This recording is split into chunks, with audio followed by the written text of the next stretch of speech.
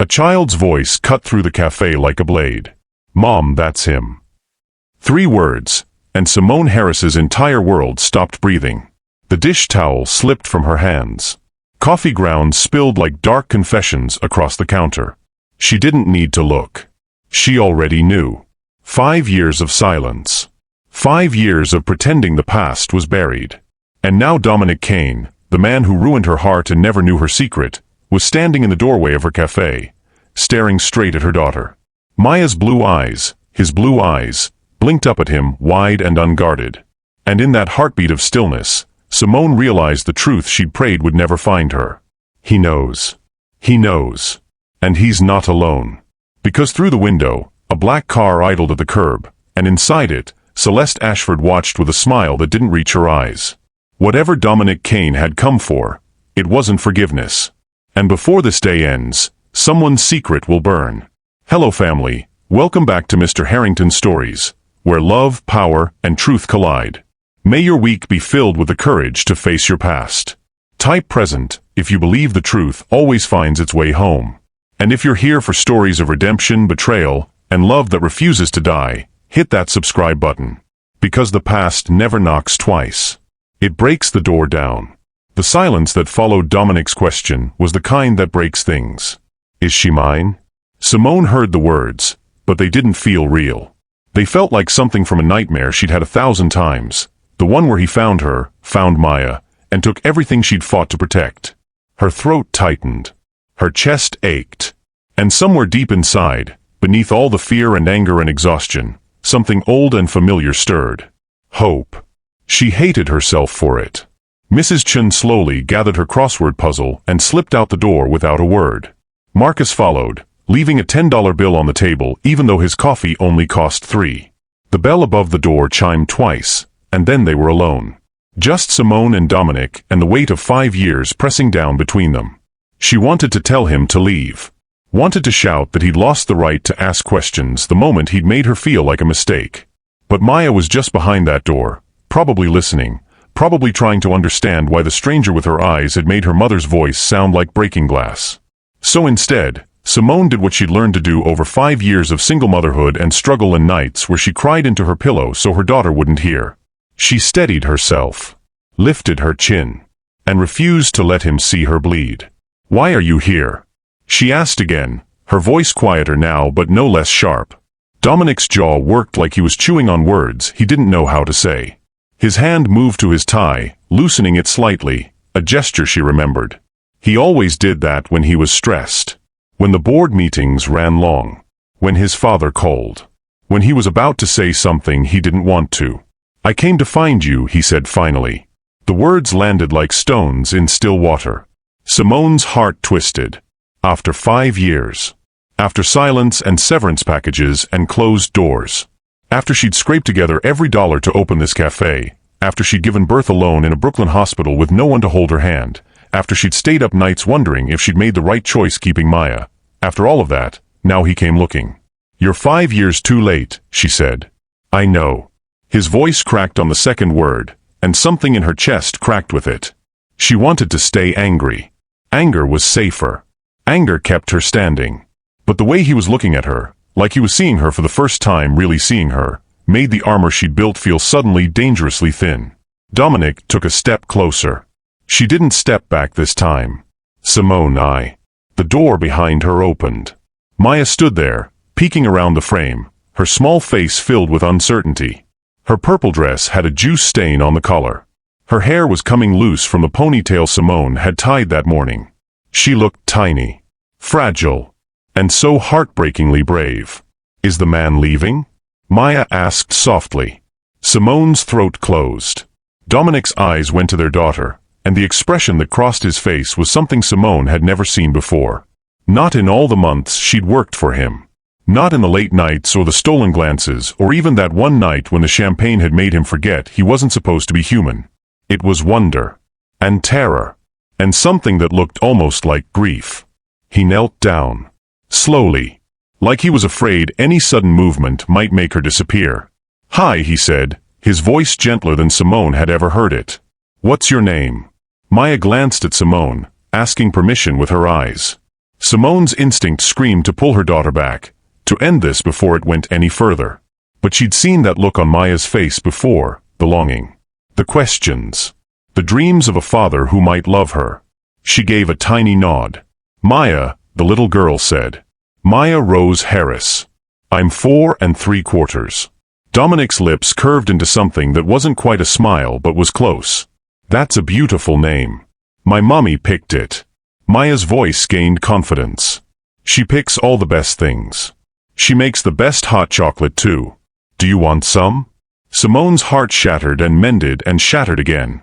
Dominic looked up at her, and in his eyes she saw the question he couldn't ask in front of Maya. The question that would change everything. She closed her eyes, breathed, and made the choice that terrified her most. Maya baby, why don't you go finish your coloring? The man and I need to talk for a few more minutes. But, please, sweetheart. Maya's face fell, but she obeyed. She always did. She was too good, too understanding, too much like Simone, already learning how to carry weight she shouldn't have to. The door clicked shut again, and Dominic rose to his feet, his expensive suit somehow looking wrong in the warm, worn space of her cafe. Out of place. Out of time. She has my eyes, he said quietly. It wasn't a question. It was a realization. A reckoning. Simone crossed her arms over her chest, a barrier against the flood of memories threatening to drown her. And suddenly, she was back there. 5 years ago. 27 years old and so stupidly hopeful. The memory came in flashes, sharp and vivid. The 47th floor of Pierce Industries. Manhattan skyline glittering through floor-to-ceiling windows. She'd been his executive assistant for 8 months, efficient, professional, invisible in the way assistants were supposed to be. But that night, everyone else had gone home. Just the two of them, working on the merger proposal that would make or break the quarter.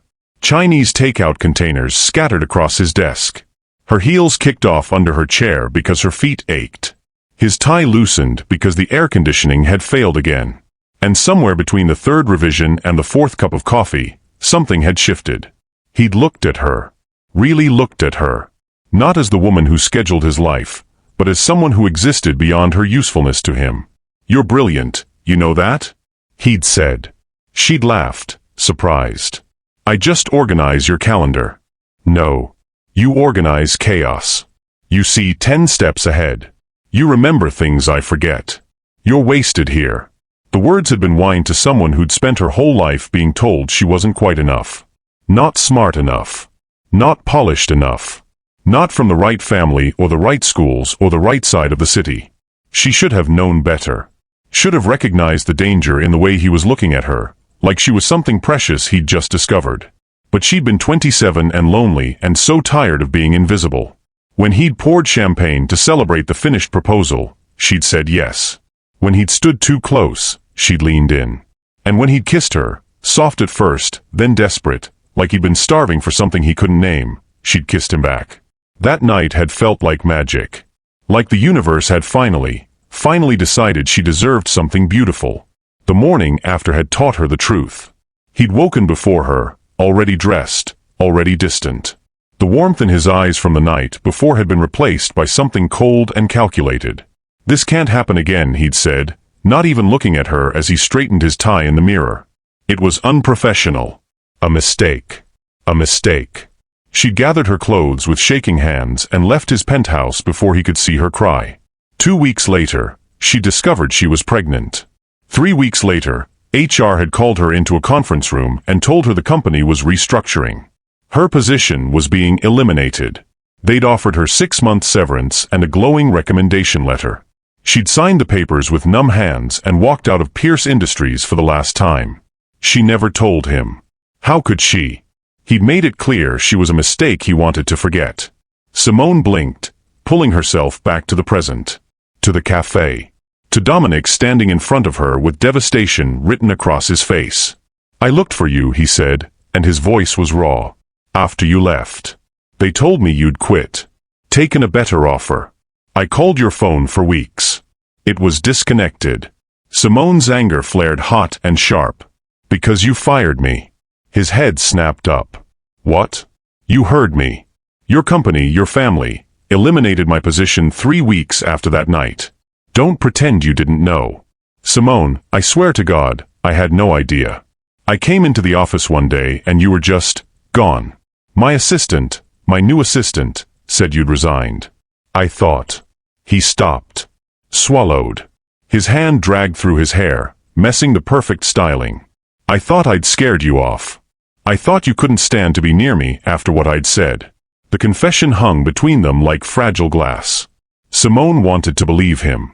Wanted it so badly it physically hurt. But 5 years of survival had taught her that wanting something didn't make it true. It doesn't matter now, she said, even though they both knew it did. Dominic's eyes searched hers. Doesn't it? Before she could answer, movement outside the window caught her attention. The black car was still there, and now the door was opening. Celeste Ashford stepped out. She moved like someone who'd never had to hurry for anything in her life. Sleek black coat that probably cost more than Simone's monthly rent. Heels that clicked against the pavement with precise, deliberate rhythm. Blonde hair pulled back in a style that screamed old money and older secrets. She didn't look at the cafe. She looked at Dominic. And even through the window, even across the distance, Simone could feel the weight of that gaze. Dominic's back stiffened. He'd seen her too. Who is that? Simone asked, even though she already knew. My father's protégé, Dominic said carefully. And my ex-fiancé. The words landed like a slap. The door chimed. Cold October air rushed in. And Celeste Ashford entered Simone's cafe like she was walking into a boardroom she already owned. She was beautiful in the way marble statues were beautiful, perfect and cold and untouchable. Her eyes swept the space with barely concealed disdain, taking in the mismatched chairs, the hand-painted menu board, the chipped countertop. When her gaze finally landed on Simone, it was with the kind of assessment that stripped a person down to their worth. And found them wanting. Dominic, Celeste said, ignoring Simone entirely. We have that meeting. The one you can't miss. Her voice was smooth. Controlled. But underneath it, Simone heard the warning. Walk away from this now. Dominic didn't move. I'll be there. Now, Dominic. Something passed between them, a battle of wills, a history Simone wasn't part of and couldn't read. But whatever Celeste saw in his face made her expression harden. For the first time, she looked directly at Simone. And then her gaze drifted past her, toward the door where Maya had disappeared. The change in Celeste's face was instant. Subtle but there. A tightening around her eyes. A barely perceptible catch in her breath. It wasn't jealousy. It was something sharper. Something colder. It was fear. Charming place, Celeste said, her smile never reaching her eyes. Very authentic. The word dripped with condescension. Simone's hands curled into fists at her sides. Thank you. We do our best. I'm sure you do. The door behind Simone creaked. Maya peeked out again, curiosity stronger than obedience. Celeste's gaze locked onto her. For 3 long seconds, she stared at the little girl with those piercing blue eyes, that stubborn chin, that face that was unmistakably half Dominic's. Then she turned back to Dominic, and her smile was ice. We're leaving. Now. Dominic's jaw tightened. Give me 5 minutes. No. Celeste. She leaned in, close enough that Simone barely heard her next words. But she heard them. Your father will hear about this. All of it. And there it was. The real threat. The real power. Dominic's face went pale. But he didn't back down. Then he'll hear it from me first. Celeste's eyes flashed with something dangerous. We'll see. She turned on her heel and walked out, the door chiming sharply behind her. Through the window, Simone watched her get back into the car and pull out her phone. Making a call. Or sending a message. Either way, it felt like a countdown had just started. Dominic turned back to Simone, and the desperation in his face was so raw it almost broke her. He reached into his jacket pocket and pulled out a business card. Flipped it over. Pulled out a pen and wrote something on the back with quick, precise strokes. Then he held it out to her. She didn't take it. Please, he said quietly. 1 hour. That's all I'm asking. Let me explain. You had 5 years to explain. I know. But I'm here now. And He stopped. His eyes drifted to the door where Maya had disappeared again, probably realizing she shouldn't be listening. When he looked back at Simone, his voice was barely a whisper. "I'm not leaving until I know the truth. Until I know her." Simone's resolve wavered. Because beneath the expensive suit and the polished exterior, she saw something she'd never expected to see. She saw a man who was just as lost as she'd been 5 years ago. She took the card. Didn't look at it. Just held it between 2 fingers like it might burn her. Dominic held her gaze for one more long moment. Then he nodded and walked toward the door. He paused with his hand on the handle. "For what it's worth," he said without turning around, "I meant what I said that morning. It was unprofessional. But it was never a mistake. You were never a mistake." And then he was gone. The door clicked shut behind him. The black car pulled away from the curb. And Simone stood there, alone in her cafe, holding a business card that felt like a grenade with the pin pulled out. Maya emerged from the back room, her small face serious beyond her years. "Mommy?" she asked softly. Why did the pretty lady look at me like that? Simone's heart broke all over again. Because sometimes, baby, people are afraid of things they don't understand. But Maya was 4 3/4. She understood more than she should have to. "Is he really my daddy?" Simone knelt down and pulled her daughter into her arms, breathing in the scent of crayons and juice and innocence that wouldn't last forever. "Yes, baby. He is. Is he going to stay?" And that was the question, wasn't it? The one that mattered. The one that kept Simone up at night even before Dominic had walked through her door. "I don't know," she whispered into Maya's hair. But when she finally looked down at the business card in her hand, she saw what he'd written on the back. "I'm sorry. Please. 1 hour. That's all I ask." And below that, a phone number. A time. Tomorrow, 2 p.m. A place, not his office, but a park. Neutral ground. Simone closed her eyes. 5 years ago, she'd learned that love wasn't enough. That wanting something didn't make it safe. That powerful men took what they wanted and left wreckage behind. But Maya deserved a father. Deserved more than Simone could give her alone. And maybe, just maybe, people could change. Or maybe that was just hope talking again, dangerous and foolish as ever.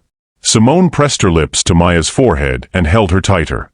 Tomorrow would come whether she was ready or not. And whatever happened next, whatever choice she made, one thing was certain. The life she'd built to escape him was already over. The only question left was what would rise from the ashes.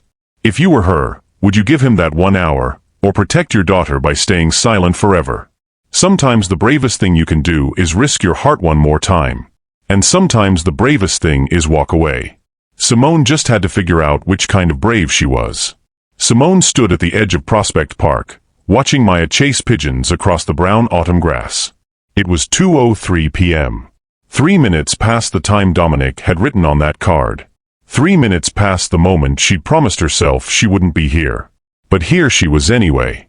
The October air was crisp, carrying the scent of dying leaves and roasted chestnuts from a vendor's cart nearby. Families scattered across the park, couples pushing strollers, kids on bikes, an elderly man feeding ducks by the pond. Normal people living normal lives, unaware that Simone's entire world was about to tilt again. She dressed carefully that morning. Not too nice. She wouldn't give him the satisfaction of thinking she tried. But not too casual either. Jeans that fit well. A burgundy sweater that Maya said made her look like a princess. Boots she'd bought secondhand but polished until they gleamed. Armor disguised as ordinary clothes. Maya squealed as a pigeon flapped too close, then laughed. That pure, unself-conscious sound that made Simone's heart ache with love and fear in equal measure. "I'm doing this for her," Simone reminded herself. Not for him. Never for him. But the lie felt thin even in her own mind. A shadow fell across the bench where she stood. "You came," Dominic said quietly. She didn't turn to look at him. Kept her eyes on Maya instead. "I almost didn't. But you did." There was something raw in his voice. Grateful. Vulnerable. It made her want to run and stay in equal measure. He moved to stand beside her, not too close but close enough that she could smell his cologne. Expensive, subtle, achingly familiar. The same one he'd worn 5 years ago when he'd kissed her like she mattered. "She's beautiful," he said, watching Maya spin in circles with her arms spread wide. "She looks happy." She is. Most of the time. Most of the time. The words carried weight they both understood. Dominic's jaw tightened. Simone, about what I said. About that morning. Don't. She finally looked at him. Don't apologize for something you meant. I didn't mean it. Not the way you think. His eyes were so blue it hurt to look at them. Blue like Maya's. Blue like the sky before a storm. Then what did you mean? She crossed her arms over her chest, that familiar defensive posture. Because it felt pretty clear. You got what you wanted, and I became a problem to be managed. Dominic flinched. That's not. A jogger passed too close, and they both fell silent. Waiting. When the path cleared, Dominic turned to face her fully. My father found out, he said. His voice was tight. Controlled. About us. About that night. Simone's breath caught. What? I didn't know until months later. But apparently, security footage showed you leaving my penthouse that morning. My father's head of security reported it directly to him. Corporate policy, any relationship between executives and staff had to be disclosed. She'd known about the policy. Every employee did. But she'd never thought. They told me you quit, Dominic continued. That you'd taken a severance package and declined to give a forwarding address. My father said you'd probably been embarrassed. That it was for the best. I called your cell for 2 weeks straight. It was disconnected. The words landed like blows. Simone's mind raced back to those weeks after she'd been let go. She'd gotten a new phone number, couldn't afford the old plan. Had moved from her apartment in Manhattan to a cheaper place in Brooklyn, then another even cheaper. Had been too nauseous with morning sickness and too devastated by heartbreak to think about anything except survival. She'd assumed he hadn't called because he didn't care. But if he had called, why didn't you come looking for me? Her voice cracked. You're Dominic Kane. You have resources. Investigators. Money. If you'd really wanted to find me. I tried. His hands curled into fists at his sides. I hired someone. They said you'd moved. No forwarding address. No new employment on record. It was like you'd disappeared on purpose. Because I was trying to survive. The words burst out louder than she'd intended. A few people turned to look. Simone lowered her voice, trembling. I was pregnant and alone and broke, Dominic. I wasn't hiding. I was drowning. Something broke in his expression. If I'd known. But you didn't. And I couldn't tell you. How could I? You'd made it clear that night was a mistake. It wasn't. He stepped closer, urgent. Simone, listen to me. That morning, I said what I said because I was terrified. Of what I felt. Of what it meant. Of how badly I wanted something I'd been taught to never want. What are you talking about? You. He said it like a confession. I wanted you. Not just that night. Before. 4 months. And it scared the hell out of me because people like me don't get to want people like. Don't. Her eyes flashed. Don't you dare finish that sentence. People like me? What, not rich enough? Not connected enough? Real enough, he said quietly. Too real. The words hung between them like smoke. Before Simone could respond, Maya came running over, cheeks flushed and eyes bright. Mommy, can I get hot chocolate? There's a cart. Simone's throat was too tight to speak. She just nodded. Dominic pulled out his wallet, but Simone's hand shot out. I've got it. Simone. I said I've got it. Their eyes locked. A silent battle of wills. Finally, Dominic backed down. Maya watched them both with an expression far too knowing for 4 years old. Then she took Simone's hand and tugged. Come on, Mommy. Before it gets cold. As they walked toward the vendor, Simone felt Dominic fall into step behind them. A strange, fragile unit. Almost like a family. It was the most dangerous feeling she'd had in 5 years. The legal envelope arrived 3 days later. Simone was wiping down tables after the lunch rush when the courier walked in, young, professional, apologetic. He asked for her signature, handed her the thick manila envelope, and left before she could ask what it was. Her hands shook as she opened it. Petition for paternity testing and custody evaluation. The words blurred together. Legal jargon. Formal accusations. Demands wrapped in official language. Represented by the law offices of Ashford and Pierce. Celeste. Simone's vision tunneled. She read the letter once. Twice. Couldn't make it make sense. They were claiming she was a con artist. That she deliberately trapped Dominic. That her refusal to provide immediate paternity testing was evidence of fraud. That Maya's well-being required immediate intervention and evaluation. The papers slipped from her fingers and scattered across the counter. Mrs. Chun, who'd been at her usual corner table, stood slowly. Her weathered face was creased with concern. Simone? But Simone couldn't speak. Couldn't breathe. The bell chimed.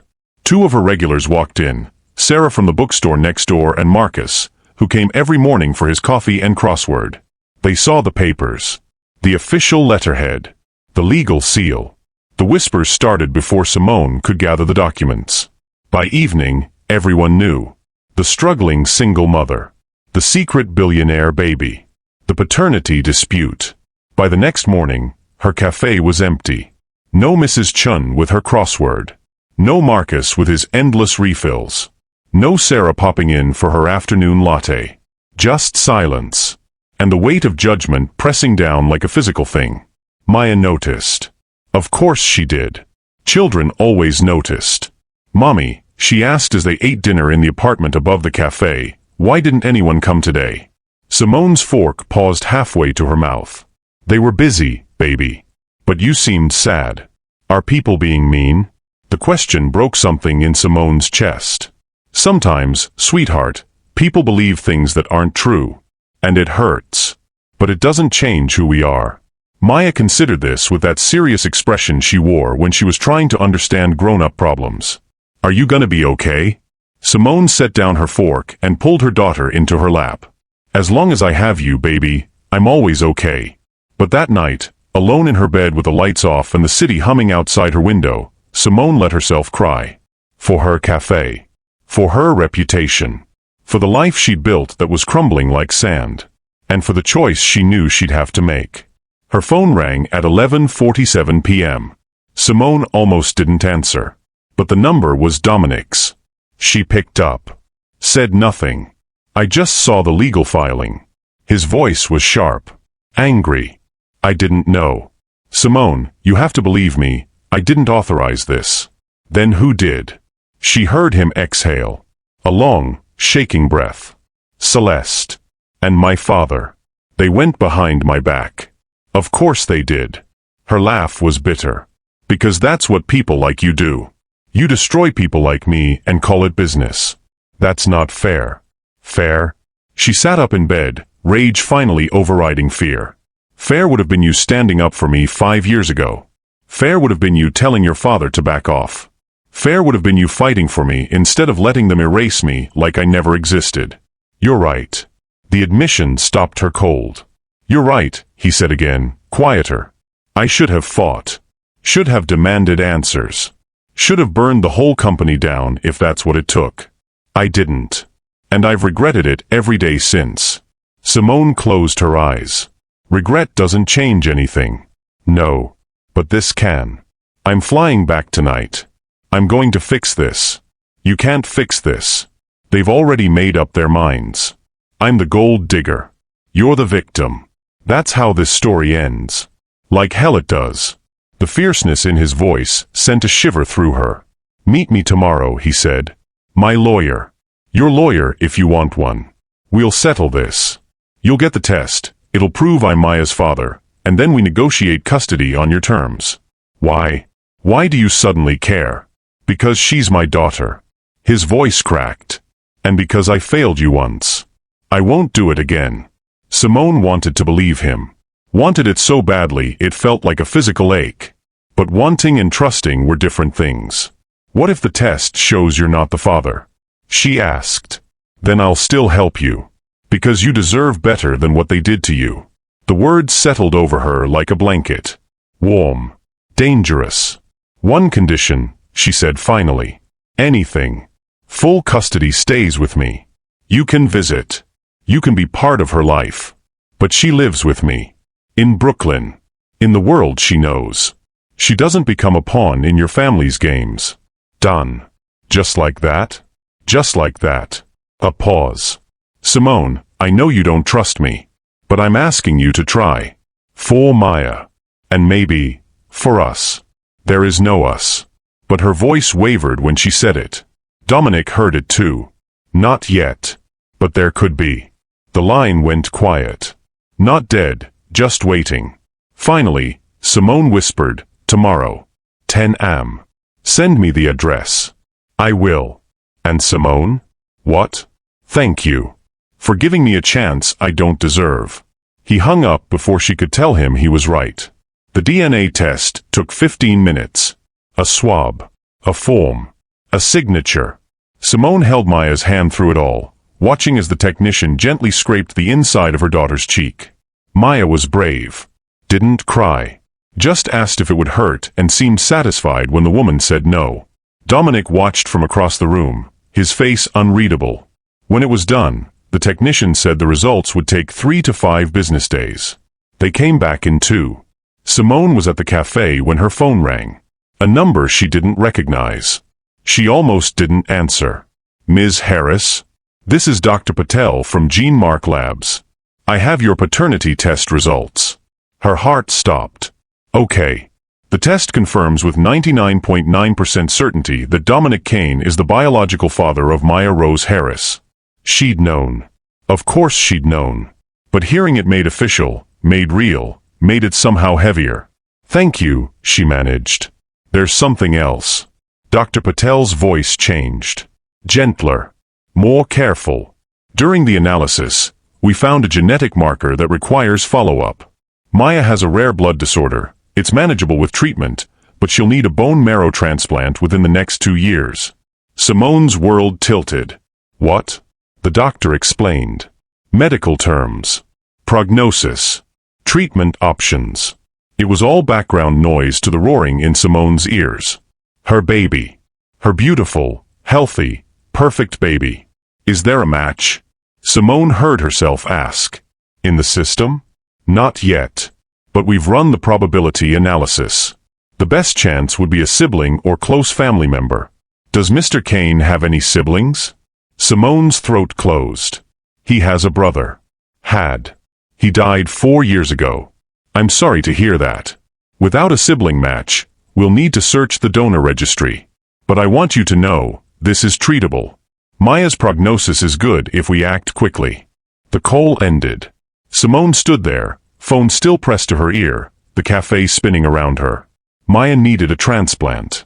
Maya needed family. Maya needed Dominic's brother. The brother who was dead. Or was he? The medical files arrived by courier that evening. Dominic must have requested them immediately after receiving the results. Simone spread them across her kitchen table, reading words she didn't understand but felt in her bones. Genetic markers. Probability percentages. Treatment protocols. And there, at the bottom of the 3rd page, a note from the genetic counselor. Optimal match. Biological sibling. If unavailable, half-sibling or parent may be viable. Current database search. No matches found. Simone's hands shook as she pulled out her laptop and did something she'd avoided for 5 years. She Googled Dominic Kane's family. Articles appeared. Dozens of them. The Kane dynasty. The Pierce Industries empire. The tragic accident that claimed Marcus Kane, Dominic's younger brother, 4 years ago. She clicked on an article from the New York Times. Read the details. Marcus Kane, 25, died in a single car accident on a mountain road in upstate New York. Body recovered 3 days later. Closed casket funeral. Family requests privacy. Simone's journalist instincts, the ones she'd buried when she'd become a mother instead of chasing the career she dreamed of, stirred. Closed casket. Body recovered 3 days later.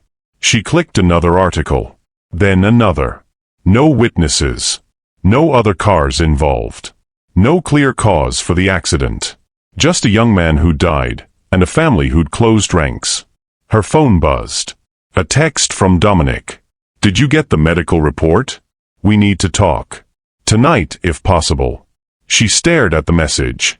Then at the article still open on her screen. Then she did something crazy. She called Celeste Ashford's office.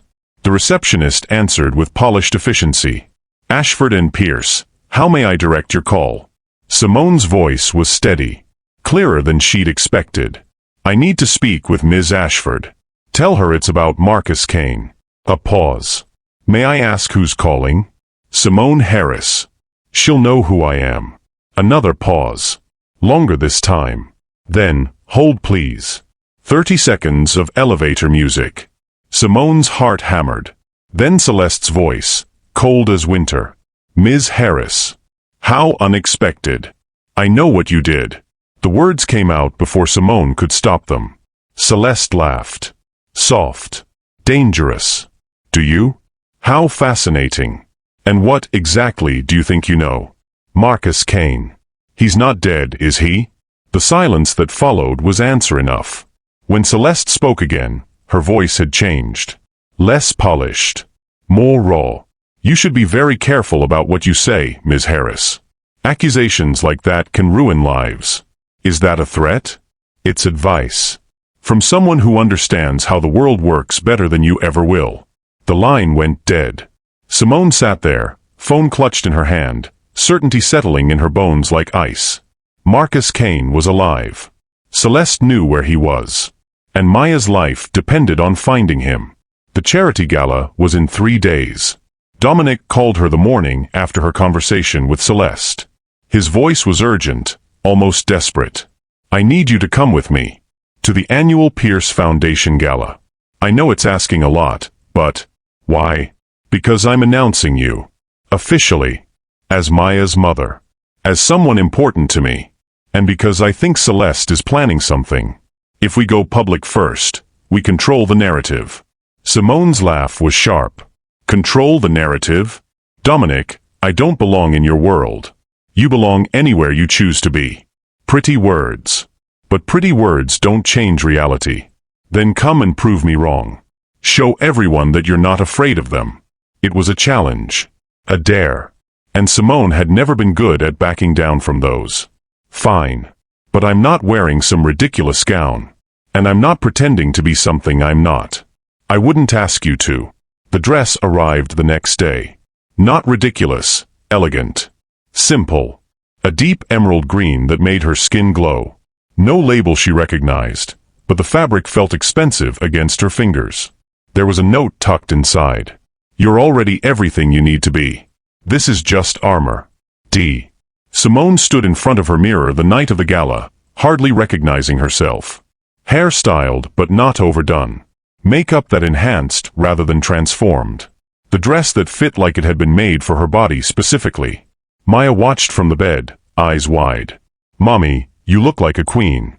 Simone's eyes burned. I don't feel like one. But you look like one. That's what matters. Out of the mouths of children. The car that picked her up was sleek and black. Not a limo. Dominic had remembered she'd hate that. Just a town car with a quiet driver who didn't try to make conversation. The gala was at the plaza. Of course it was. Simone stepped out of the car and into a world of glittering lights and designer gowns and jewelry that cost more than her café. Photographers lined the entrance. Not for her, for the celebrities and socialites and people who actually mattered. But a few cameras turned her way anyway. Who's that? Is she with Kane? The whispers followed her up the stairs. Dominic was waiting at the entrance. He wore a tuxedo like he'd been born in one, but his eyes were only on her. You're breathtaking, he said softly. I'm terrified. Good. That makes 2 of us. He offered his arm. She took it. And together they walked into the lion's den. The ballroom was a study in excess. Crystal chandeliers. Ice sculptures. A champagne fountain that probably cost more than Simone's annual rent. Women in gowns that sparkled like stars. Men in tuxedos that cost more than cars. And in the center of it all, holding court like a queen, was Celeste Ashford. She wore white. Of course she did. A dress that looked like it had been spun for moonlight, her blonde hair swept up in an elegant twist, diamonds at her throat that caught the light with every breath. When she saw Simone, her smile was razor-sharp. She glided across the room, champagne flute in hand, people parting for her like she was royalty. Dominic, darling. She kissed his cheek. Left a lipstick mark. And you must be Simone. Her eyes raked over Simone with barely concealed contempt. How lovely that you could join us. I know this must be overwhelming. The word dripped with condescension. Simone smiled, kept her voice pleasant. Actually, it's quite beautiful. Though I imagine it's harder to enjoy when you're constantly worried about keeping up appearances. Celeste's smile froze. Indeed. Appearances are everything, aren't they?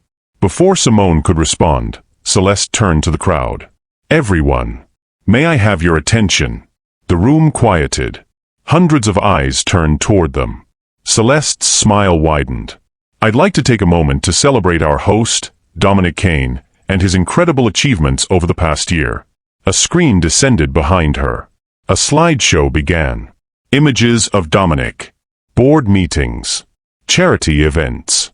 And Simone's stomach dropped, photo after photo of Dominic and Celeste together. At galas. At business dinners. In what looked like private moments. Captions appeared beneath each image. The future of Pierce Industries. A partnership built to last. Together, we rise. The message was clear. Brutal. Public. Simone didn't belong here. Celeste did. The room applauded. People raised their glasses. And Simone felt every inch the outsider she'd always been. Celeste turned back to her, voice loud enough for everyone nearby to hear. It's so brave of you to come tonight, Simone. Not everyone could handle this atmosphere. The same words from the café. But here, in this room full of people who mattered, they landed differently. Simone felt heat crawl up her neck. Felt every eye on her. Judging. Measuring. Finding her wanting. Dominic's hand found hers. Squeezed. Don't. But Simone wasn't the girl who'd run away 5 years ago. She stepped forward. Smiled. And spoke loud enough for the room to hear. You're right, Celeste. Not everyone could handle this atmosphere. Especially when it's built on lies. The room went silent. Celeste's face drained of color. Excuse me? Simone's heart hammered, but she kept going. Tell me, Celeste. Does everyone here know about Marcus Kane? About what really happened 4 years ago? Dominic's hand tightened on hers. Simone. No. She turned to face the crowd. Face the people who'd looked down on her. I came here tonight thinking I didn't belong. And maybe I don't. But at least I'm not hiding the truth. She turned back to Celeste. And neither should you. What truth? Celeste's voice was ice. What are you talking about? Simone met her eyes. Saw the fear there. The desperation. Ask Celeste where Marcus Kane really is. Because I don't think he's dead at all. The words fell like bombs. Gasps rippled through the crowd. Dominic stared at her, shock written across his face. And Celeste, beautiful, perfect, untouchable Celeste, shattered. You don't know what you're talking about, she hissed. Don't I? Then prove it. Show everyone the autopsy report. The accident investigation. All those documents that should be public record, but somehow aren't. Celeste's champagne flute slipped from her fingers. It shattered on the marble floor, crystal and liquid spraying across expensive shoes. Security. She called out, voice shaking. Escort this woman out. But Dominic stepped between them. No. Celeste's eyes went wide. Dominic. I said no. He turned to Simone. How do you know? Simone pulled out her phone. Showed him the articles she'd saved. The inconsistencies. The closed casket. The sealed records.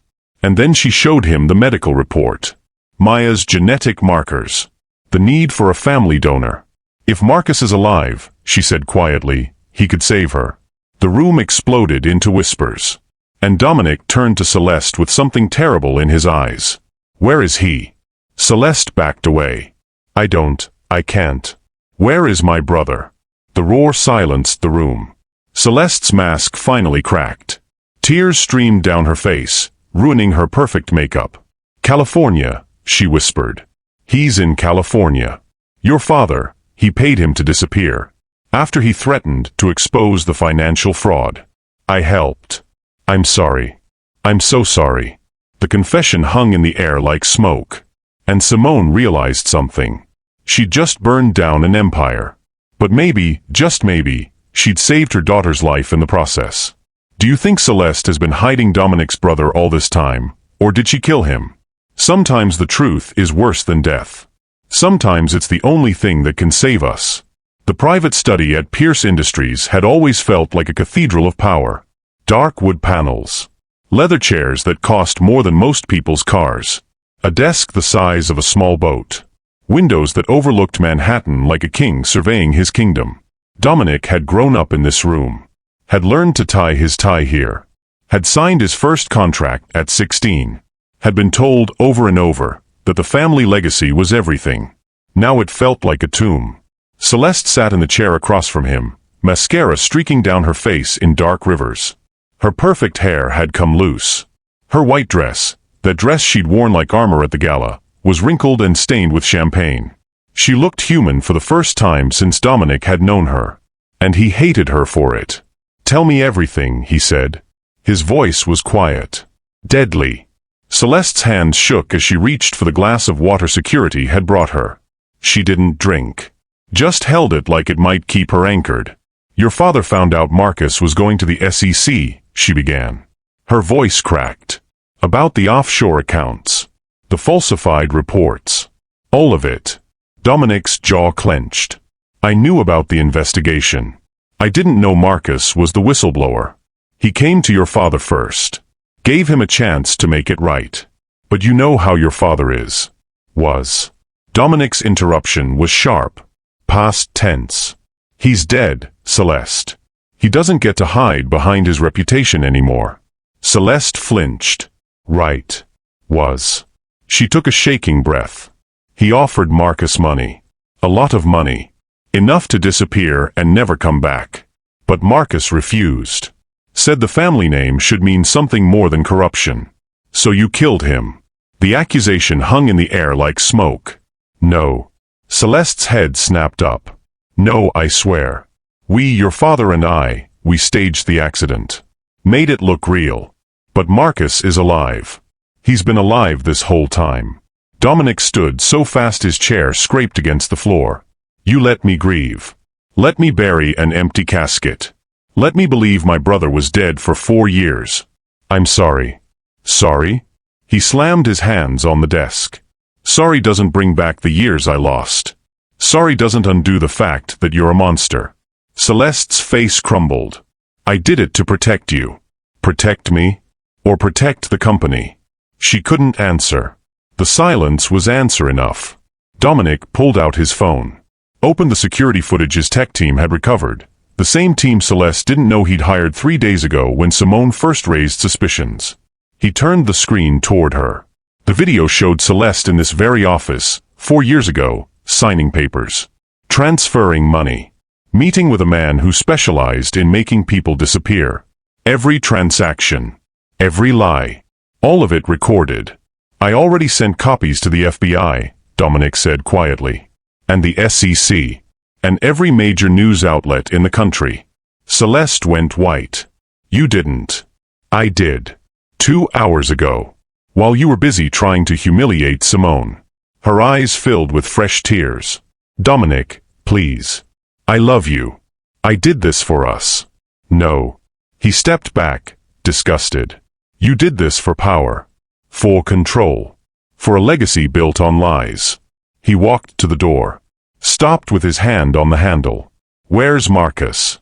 Celeste's voice was barely a whisper. "San Diego. He's using the name James Crawford. Works at a marine biology center. He seems happy." "Good. Because he deserves happiness. Something you stole from him." "Dominic. We're done. When the FBI comes for you, and they will, don't call me. Don't expect me to defend you. You made your choices. Now live with them." He walked out and didn't look back. Behind him, he heard the sound of Celeste's sobs echoing through the empty office. He felt nothing. San Diego was warmer than New York. Dominic had forgotten what warmth felt like. Real warmth. Not the artificial heat of boardrooms and expensive restaurants, but the kind that came from sun and ocean and air that tasted like salt and freedom. He found Marcus at the Marine Center, leading a tour group of kids through the touch pool. His brother looked different. Longer hair, sun-bronzed skin, a beard that made him look older and somehow younger at the same time. But Dominic would have recognized him anywhere. Those eyes. Kane eyes. Blue like the ocean they stood beside. Marcus saw him. Froze mid-sentence. The smile fell from his face. The kids didn't notice. They were too busy squealing over a starfish. Marcus said something to his coworker, a woman with kind eyes who nodded and took over the tour. Then he walked toward Dominic with the careful steps of someone approaching a bomb. They stood 3 feet apart. Brothers separated by 4 years and a lifetime of lies. "I didn't know," Dominic said. It was all he could think to say. Marcus's jaw tightened. About what? That I was alive? Or that Dad was a criminal? Both. Marcus laughed, but it was bitter. Right. Because Dominic Kane doesn't know anything unless it makes him money. The words stung. Dominic deserved them. You're right. He swallowed his pride. His ego. All the things that had kept him blind. I was so focused on the company, on proving I could run it, that I didn't see what it was costing. What it cost you. And now you're here. Marcus crossed his arms. Why? To drag me back? To clean up another family mess? No. Dominic pulled out his phone. Showed him the photos he'd saved. Maya. Smiling in the cafe.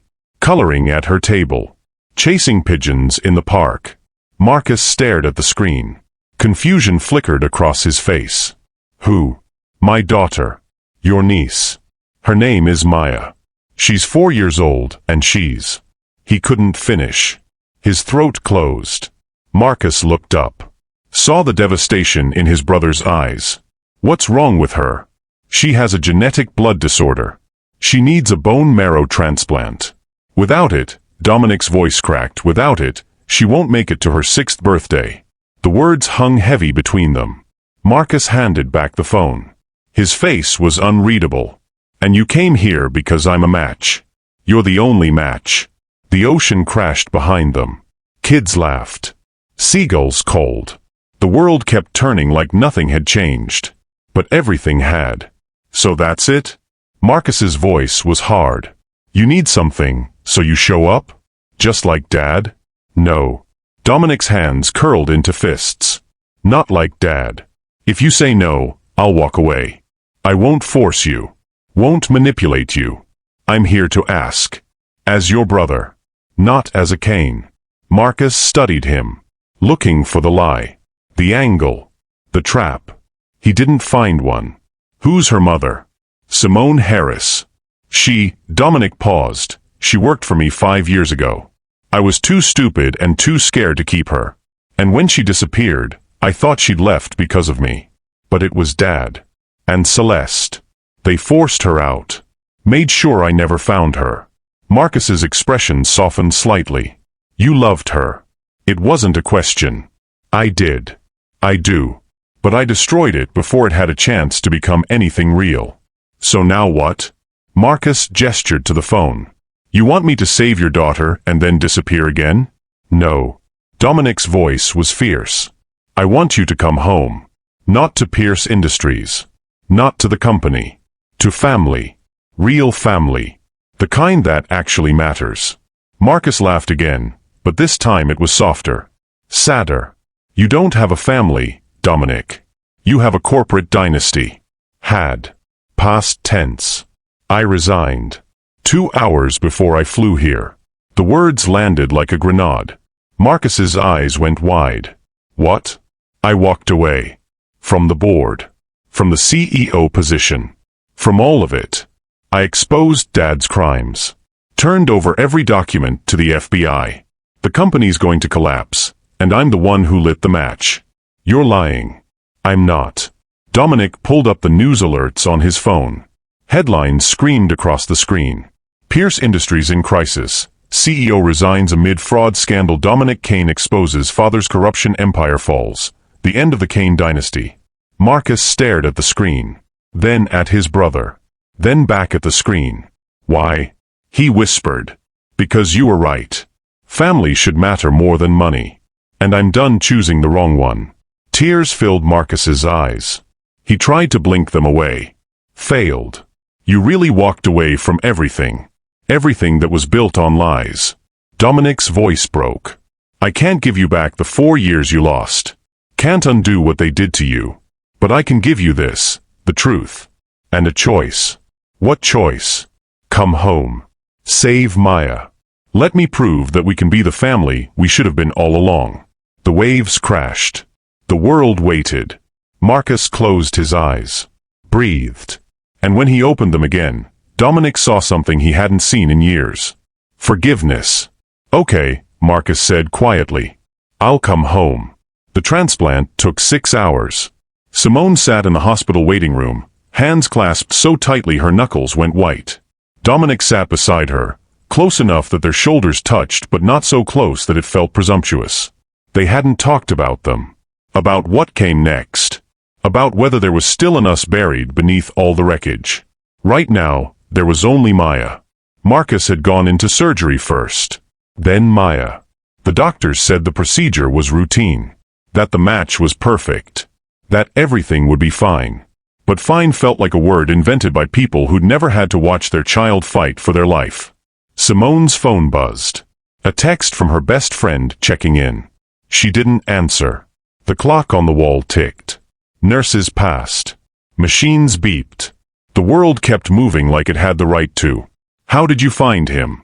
Simone asked finally. Her voice was hoarse from crying and fear and exhaustion. Dominic didn't answer right away. When he did, his voice was gentle. I hired investigators the day after the gala. Followed every lead. It took 72 hours, but we tracked him to San Diego. And he just agreed? Just like that? No. Dominic's laugh was soft. Sad. He almost punched me. Had every right to. But when I told him about Maya, when I showed him her picture, his voice caught. He didn't hesitate. Simone's eyes filled with tears. I don't know how to thank him. You don't have to. He's family. That's what family does. The word hung between them. Family. Such a simple word. Such a complicated thing. What happens now? Simone whispered. After this. After she's healthy. Dominic turned to look at her. Really look at her. I don't know. I have no plan. No company. No legacy to protect. For the first time in my life, I'm just what? Just a man who wants to be a good father. He swallowed hard. If you'll let me. Simone's breath caught. You walked away from everything. Not everything. I walked away from the lies. The corruption. The empire built on hurting people. He reached for her hand, tentative. Asking permission. But I didn't walk away from what matters. She let him take her hand. His palm was warm. Solid. Human. I can't promise I'll forgive you overnight, she said quietly. Can't promise I'll ever completely trust that you won't hurt me again. I know. But I can promise I'll try. For Maya. And maybe, she looked up at him, maybe for me too. That's all I'm asking. The door to the surgical wing opened. A doctor emerged, pulling down her mask. Her face was tired but smiling. The transplant was successful. Both patients are stable. Maya's responding well. We'll need to monitor her, but the prognosis is excellent. Simone's legs gave out. Dominic caught her, held her as she sobbed into his chest, relief and fear and joy all tangled together. She's okay, Simone whispered. She's going to be okay. She's going to be okay, Dominic echoed. And for the first time in 5 years, Simone let herself believe in second chances. 6 weeks later, the cafe door chimed. Simone looked up from the espresso machine, expecting Mrs. Chen or Marcus or one of the regulars who'd slowly started coming back as the scandal died down and the truth came out. But it was Dominic. He wore jeans. A worn leather jacket. Boots that had actually been walked in. His hair was longer, less styled. He had stubble on his jaw. He looked like a different person. Or maybe he looked like the person he'd always been beneath the suits and the expectations. Hi, he said. Voice uncertain. Hi. Maya was in the back, coloring at her favorite table. She'd been home from the hospital for 3 weeks. Her energy was coming back. Her smile too. She'd asked about Dominic every day. Can I? Dominic gestured toward the back. Can I see her? Simone nodded. He walked past the counter, and Simone caught the scent of him. Different cologne. Simpler. Or maybe no cologne at all. Just soap and sunshine and something that smelled like hope. Maya looked up as he entered. Her face split into a grin. Dominic. You came. I came. He knelt beside her table. What are you drawing? A cafe. See? She pointed to purple walls and a yellow door. And there's you and Mommy and Uncle Marcus and me. We're all drinking hot chocolate. Dominic's eyes shone. That's beautiful, Maya Bear. The nickname made Simone's heart clench. Maya reached for his hand. Are you staying? Or do you have to go be important again? Dominic looked back at Simone. She stood in the doorway, watching them, her heart in her throat. I'm staying, Dominic said. If your mom says it's okay. Simone stepped forward. Pulled out the chair across from Maya. Saturday. What exactly are you staying for? Dominic met her eyes. To be her father. The real kind. The kind who shows up. Who helps with homework and teaches her to ride a bike and makes her hot chocolate when she's sad. What about mansions and private schools and your world? I don't have a world anymore. He said it simply. Without regret. I have this. If you'll have me. Simone's chest ached. I can't give her what you used to have. Can't give her private jets or designer clothes or. I don't want that for her. He reached across the table. Took Simone's hand. I want her to grow up knowing love matters more than money. That showing up matters more than status. That family is built, not bought. Maya watched them both with those two knowing eyes. Are you gonna kiss? Because in all my books, the prince and the princess always kiss at the end. Simone laughed through her tears. Life's not a fairy tale, baby. But Dominic smiled. Maybe it could be. A different kind. The kind where the princess saves herself and the prince has to earn his way back. He stood. Walked to Simone. Offered his hand. I can't give you a mansion anymore, he said quietly. But I can give you honesty. Presence. A man who's finally figured out what matters. Simone looked at his hand. At his face. At the man who'd broken her heart and then broken his entire life to make things right. She thought about trust. About forgiveness. About second chances and whether people really changed. And then she thought about Maya, laughing with an uncle she'd only just met. About Marcus, healthy and whole and finally home. About a cafe full of neighbors who'd become family. She took his hand. That's all I ever wanted. 3 months later, on a Sunday morning when the cafe was closed, Simone stood in the kitchen watching through the doorway. Dominic and Maya were behind the counter. He was teaching her how to steam milk, carefully, patiently, his large hands guiding her small ones. She's a natural, Marcus called from his table, grinning over his coffee. Future barista. Or future doctor, Simone corrected. She's been talking about helping sick kids like her. Marcus's smile softened. She's something special. She is. The cafe had changed. Not in decoration. Simone had kept the mismatched chairs and the chipped counters and the hand-painted menu board. But in feeling. It was fuller now. Warmer. Mrs. Chun was back in her corner. Sarah from the bookstore next door had become a regular again. Even some of the people who'd whispered during the scandal had returned, sheepish and apologetic. But more than that, it felt like home. Maya squealed as the steam wand hissed. Dominic laughed and steadied her hand. And Simone realized something. She'd spent 5 years thinking she needed to be strong enough to do everything alone. To protect Maya from the world. To prove she didn't need anyone. But strength wasn't about being alone. It was about knowing when to let people in. When to accept help. When to believe that love could survive even when it had every reason to die. Dominic looked up, caught her watching. Smiled. It wasn't the polished smile of the CEO. It was something softer. More real. She smiled back. And in that moment, Simone understood the truth she'd been running from for 5 years. Love wasn't about perfection. It was about choosing each other over and over, even when it was hard. Especially when it was hard. Dominic had lost his empire. His legacy. Everything he'd been taught to value. But he'd gained something worth infinitely more. A family. A purpose. A life built on truth instead of lies. Maya turned around, milk foam on her nose, grinning like she'd conquered the world. "Mommy, look what I made." Simone walked over, looked at the lopsided heart drawn in foam. "It's perfect, baby." And it was. Not because it was flawless, but because it was made with love. She thought he came back for redemption. But maybe, just maybe, he came back to finally learn what love really costs. It costs everything. Your pride. Your certainty. Your carefully constructed walls. But what you get in return, that's worth more than any empire. Would you have forgiven him, or was the damage already too deep? Sometimes love is about second chances. Sometimes it's about first chances that got lost along the way. And sometimes it's about realizing that the richest life isn't the one with the most money. It's the one with the most love. Money can buy silence, but only truth can buy freedom. And sometimes the richest life is the one where you lose everything and still choose love. Because in the end, that's all that matters. Not what you own, but who you become. And who you become it for.